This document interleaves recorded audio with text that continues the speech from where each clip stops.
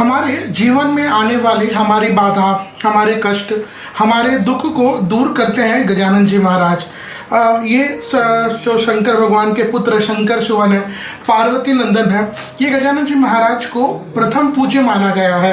हम जब भी कोई भी शुभ कार्य करें, मंगल कार्य करें, कोई ऐसा काम हम प्रारंभ कर रहे हैं जो पहली बार हो रहा है, तब हमारे शास्त्रकार आज्ञा करते हैं कि प्रत्येक सनातनी को सबसे पहले गजानन जी महाराज को याद करना चाहिए, उनका स्मरण करना चाहिए।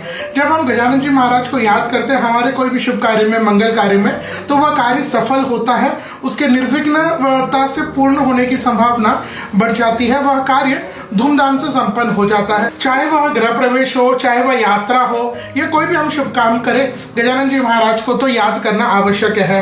इन गजानन महाराज की साल भर में जो प्रिय व्रत आते हैं, प्रिय तिथि आती है, वो मुख्यतः दो है, कृष्ण पक्ष की और शुक्ल पक्ष की।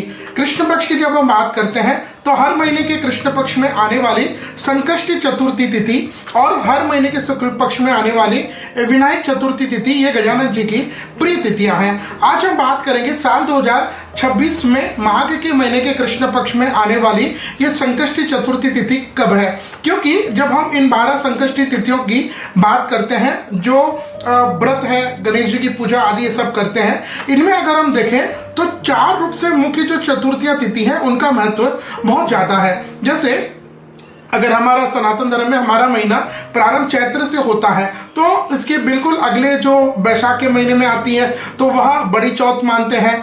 फिर हम भाद्रपद के महीने में वह बहुला संकष्टी चतुर्थी, फिर कार्तिक के महीने में आती है तो वह करवा चतुर्थी, करवा चौथ, और फिर माघ के महीने में आती है तो तिलकुटा।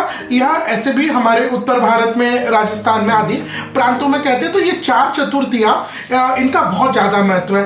इस वीडियो में हम इन चारों में से माघ के महीने में, अगर हम विक्रम संवत की बात करें तो संवत के अंत में जो 4 बड़ी चतुर्थियों में आती है, माघ महीने के कृष्ण पक्ष में संकष्टी चतुर्थी तिथि, जिसको हम लोग तिलकुटा चतुर्थी भी कहते हैं। तो यह इस दिन दान पुण्य का आदि करने का बहुत महत्व है।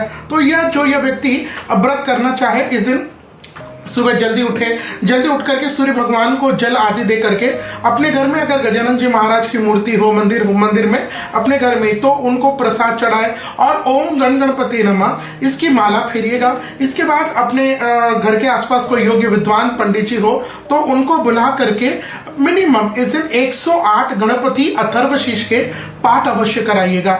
ये गणेश के सबसे प्रिय पावरफुल अनुष्ठानों में से, स्तोत्रों में से एक है गणपति अथर्वशीष का पाठ।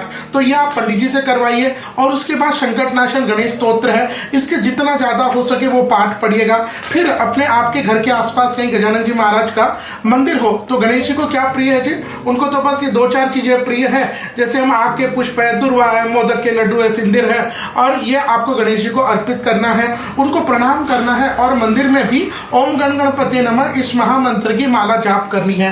तो जो व्यक्ति निरंतर ऐसे 2 साल 3 साल निरंतर ये संकष्टी चतुर्थी का व्रत करते हैं, मैंने देखा है कि उनके जीवन में अगर कोई बाधा आती है तो गजानन जी महाराज उसको संभाल लेते हैं। उस बाधा से उसको पूर्व में या तो मुक्ति दे देते हैं, या फिर वो कष्ट बाधा आती है तभी भी वह उसको बहुत आराम से सहन कर जाते हैं। ऐसे कृपा गजानन जी महाराज करते हैं। तो आइए अब हम बात करते हैं साल 2026 में यह माघ के महीने में आने वाली तिलकुटा चतुर्थी, जिसको हम लोग संकष्टी चतुर्थी कहते हैं, ये कब रहेगा, इस दिन क्या हम उद्यापन कर सकते हैं, इस दिन पूजा पाठ का समय क्या रहेगा, ये सब हम चर्चा करेंगे। तो सबसे पहले हम समझते हैं कि चतुर्थी तिथि प्रारंभ कब होगी और समाप्त कब होगी।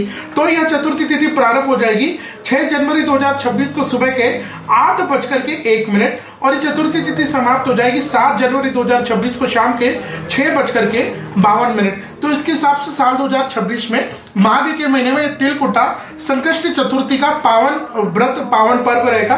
विक्रम संवत 2082 माघ महीने के कृष्ण पक्ष की चतुर्थी यानी मंगलवार 6 जनवरी 2026 को, और इस दिन मौसम बादल आदि साफ रहने पर आपको संभावित चंद्रोदय रात्रि के 9:05 को दिखाई दे सकते हैं। अब इस दिन यह तो हो गया, यह व्रत आपको किस दिन करना है, लेकिन 15 दिसंबर से 15 जनवरी तक धनुर्मास है जो हर साल रहता है लगभग। तो यह जो संकष्टी चतुर्थी का व्रत है माघ के महीने में तिलकुटा, वैसे तो ये हर बार ये इसी धनुर्मास के दौरान आता है, मल मास, तो इसका पूजा पाठ उद्यापन हम सब करते हैं। लेकिन साल 2025 में 26 में अगर हम देखें तो इस बार क्या हो रहा है कि 15 दिसंबर 2025 से लेकर के 2 फरवरी 2026 तक शुक्र का तारा अस्त रहेगा।